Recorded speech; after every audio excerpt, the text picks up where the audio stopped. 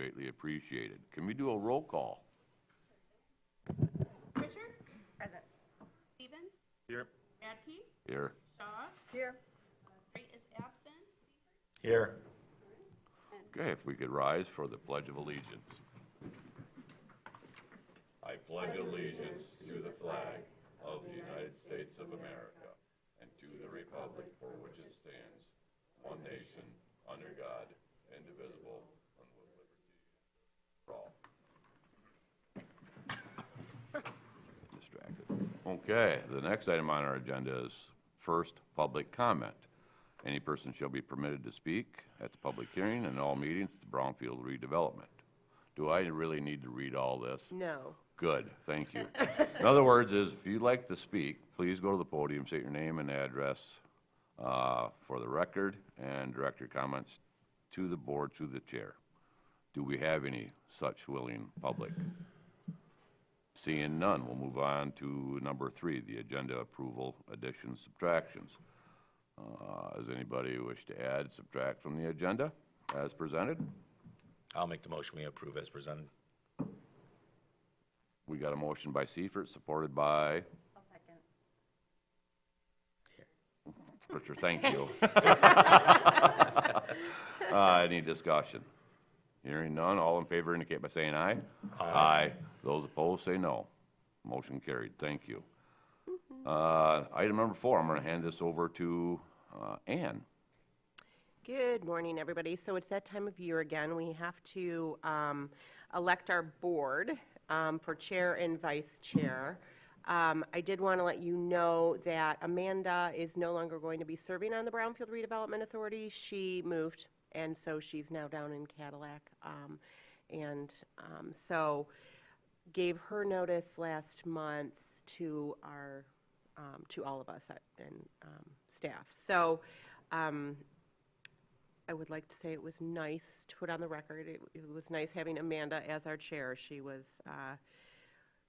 articulate and asked all the good questions. And so we will, Amanda, if you're listening, you will be missed. So, so moving on, we do need to recommend an appointment for the chair position first, and then we will move on to vice chair. Do we hear a motion for approval of the chair? I'm going to move that we appoint Radke as the chair. I'll second that. I don't think you have to second nominations, though, do you? Do we need a roll call Well, I for think we nominations? take the nominations, and if there aren't any other nominations, Okay, thank you. Are there any other nominations? Hearing none, we will proceed with roll call vote.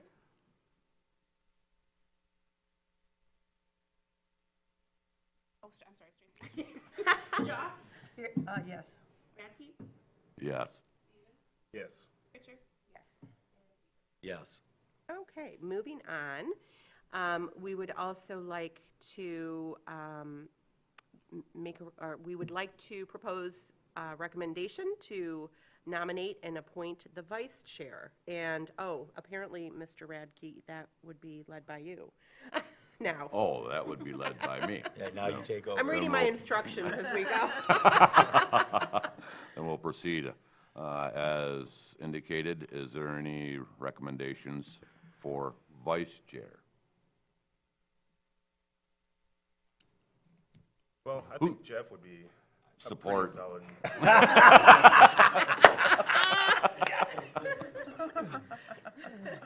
Is there any other nominations? This is awesome. Yeah, hearing none, roll call that, please.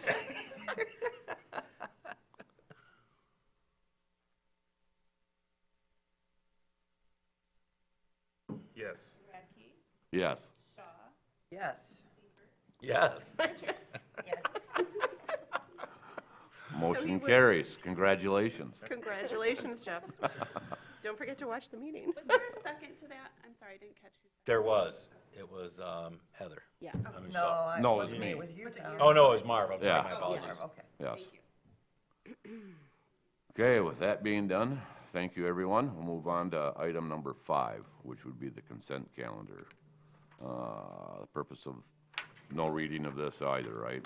Okay, thank you. Everybody understand the consent calendar? Any questions? If not, I would entertain a motion to approve the consent calendar as presented and recommended. So made. Second. We got a motion by Seifert, seconded by Shaw. Any discussion? All in favor indicate by saying aye. Aye. Aye. Those opposed say no. Motion carries to approve the consent calendar as presented. Number 6, special orders of business. I am not aware of any. Is there any that, There are none at this time, thank you. okay. Item number 7, we will bypass. Number 8, we will bypass as there's nothing brought from the consent calendar and nothing added to the agenda. Number 9, departmental items. Treasurer Heidi Sheppy. Yeah, so in the packet is your preliminary December trial balance. Interest and everything is recorded, just working on the year-end journal entries for the liabilities and just GASB stuff. So happy to answer any questions. Does anybody have any questions from the board, staff? I'm going to ask members of the audience. Seeing none. Thank you, Heidi. Should we receive a motion? Should we have a motion to receive and file? Or just, We don't okay, generally. perfect. Yeah. Item 9B, Scott. The listed item is information from Lauren, the city attorney, and myself concerning the charter amendments and the TIF policy amendments. And there's a link to that in your packet. And without further ado, I'd turn it over to Lauren to start us out. Okay. So I think that the purpose of the discussion this morning is kind of to talk about how the charter amendment may or may not affect the Brownfield Board. So when you look at the language of the charter amendment and what it says, it really speaks to TIF plans throughout the entire amendment. So if a TIF plan is created, extended, or amended, then that would need to go to the city for a vote, but not until after this board takes action on it. So under the implementation policy, this board would take whatever action that it would need to take leading up to the city having to take action on an amendment or an extension or a new TIF plan. And then that would go to the city commission, and the city commission would then tee that up for a vote. So this board really doesn't have to worry about that too much because you would take your part in the process and then send it on to the city commission, and then they would send it on to the ballot on doing the procedures they need to do to make that happen before the city commission would then, in this case, concur in the plan. So if you're doing something that doesn't require any city commission action, like amending a work plan or some sort of a budget amendment or something like that, it doesn't go to the city commission. It never has. You've never sent something like that that's not part of the process. Then you don't have to worry about the charter in that instance. It's just really specific to TIF plans, and when TIF plans are amended, extended, or a new plan is enacted. So does that help? Yes. So I mean, the main question that came up in the last meeting on December 11th, I believe, was when we were going through a budget line item adjustment on the existing TC Place plan, would that be a conflict with the current implementation policy? And this is all based on legislation. We follow Act 381, which is the act that governs the Brownfield Financing Act. And so as a requirement to amend a plan is only triggered by addition of new properties and an increase of the original TIF budget. So if the eligible activities were increased by $1 million, that would trigger a formal amendment of a plan, which would then have to be recommended to go to City Commission and then go through the process that Lauren laid out. Similarly, so as we have a number of plans within the in the city of Traverse City that have been active since 2002, we have been working with our state agencies, Eagle, Michigan Economic Development Corporation, and working through any subsequent amendments that were required or not required. And so I just wanted everybody to have that information in the packet so that it was clear. Okay, thank you. Anybody have any other questions, or any questions to begin with, I should say? Seeing none, hearing none, thank you for the explanation. It did help. Thank you, Lauren. We All right. appreciate it. I'm going to scoot off to a different meeting. so- All right. Everybody have a good day. Make sure you tell Jeff congratulations. Okay, I will. Oh my gosh, please do. I will. Can you take a picture of his face? You may be able to hear the reaction. We're just. Oh my goodness. Okay, and anything else on this, Scott, that you want to add, or? No, I just again, the policy of budget line item adjustments has been in place since the beginning of the Brownfield Authority and the first iterations of the Brownfield Authority under the statute. So this is not something new or different that we're doing as a result of how we treat brownfield plants. This is consistent with past practice, so and long-standing past practice, and so I feel very comfortable in Lauren's assessment and agreeing with Ann that the line item adjustments are fine. Very good, thank you. Next, 9C, Ann. Oh, whoops. Oh no. Just a moment. I just had a glitch on my computer. Okay, now I'm fine. 9C. Yes, that would be. I'm like, what are we doing? So I don't have any comments at this time today. We are, anything that I speak to will be under new business. Very good. I'm not aware of any old business, so of number 10, so we'll move on to item 11, new business, which contains sub A, 124 West Front Street, Traverse City, approval of the Eagle Grant and Eagle Loan sub-grant and sub-loan agreements between the Grand Traverse County Brownfield Redevelopment Authority and GLC Northern Michigan Front LLC. Ann, could you do us an overview on this? Yes. So the 124 West Front Street was awarded a grant and actually two grants and a loan back in 2020.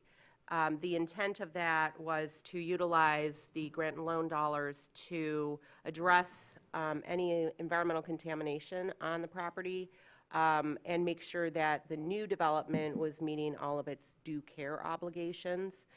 Due care obligations mean you want to make sure that people aren't exposed to contaminated soil or that during the construction on the property that the soil is properly managed.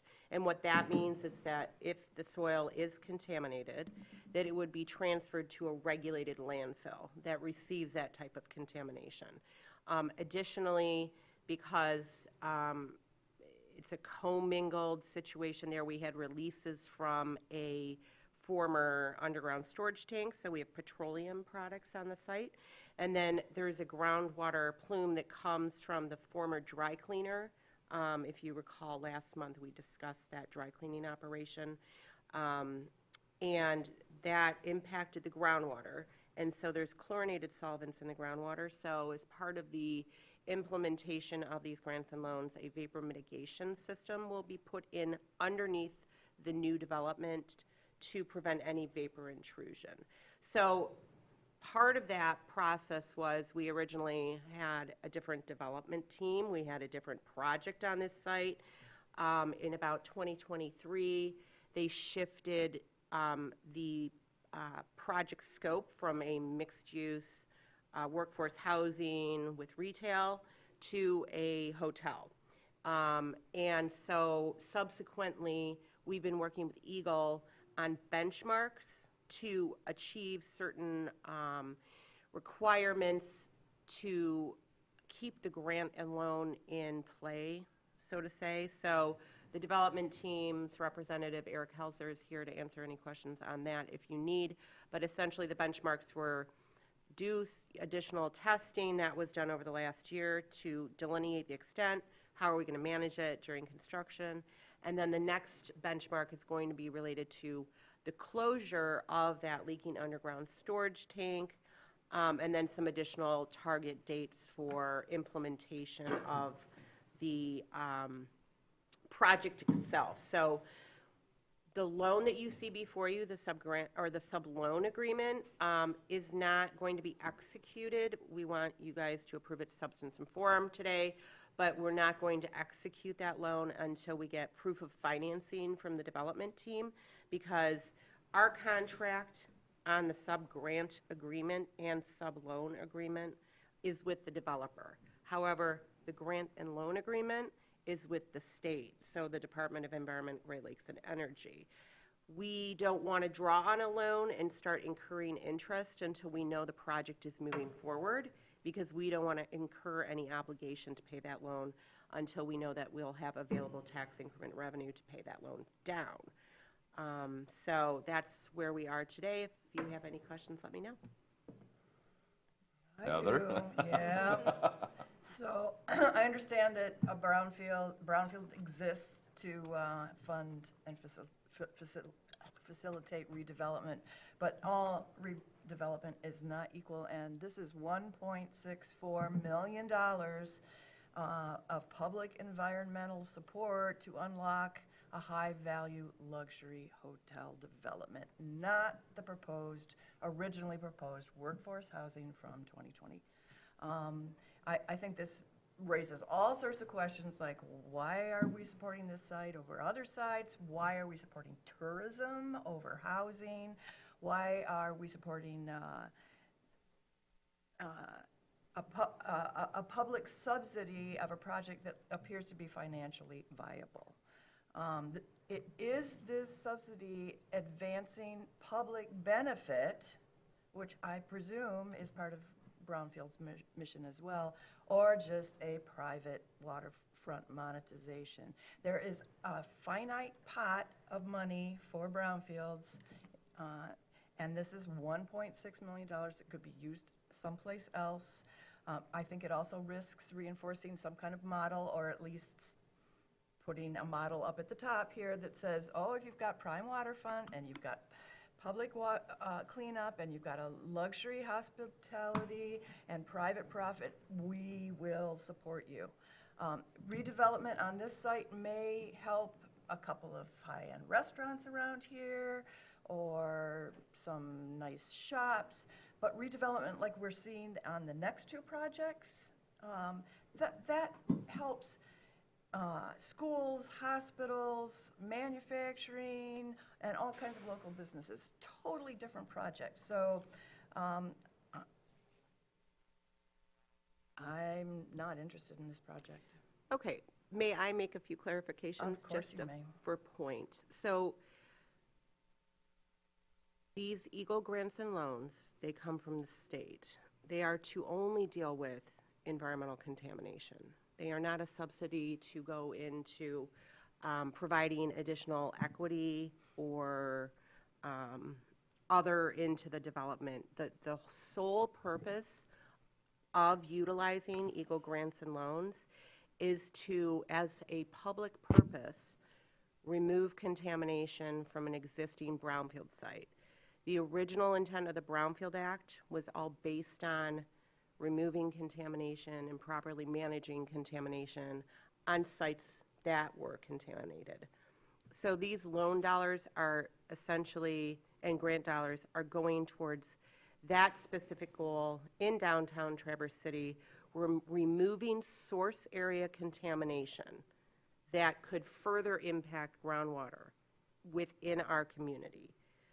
There is also, as you are aware, again, with partnership with Eagle, we are addressing the source area of this contamination from that dry cleaner. Eagle has stepped in, again, as partners. They are utilizing district money to address the source area contamination of the chlorinated solvents. In order to facilitate development, whether it's a mixed-use development, housing, other, there are obligations that the property owner has to meet in order to even build that project. So these grants and loans allow for the environmental piece of that puzzle to be addressed. Further, as a brownfield authority, I feel much more comfortable when we are partnering with Eagle on grants and loans. The reason I say this is because there's an extra layer of scrutiny on how the implementation of the source area removal is conducted.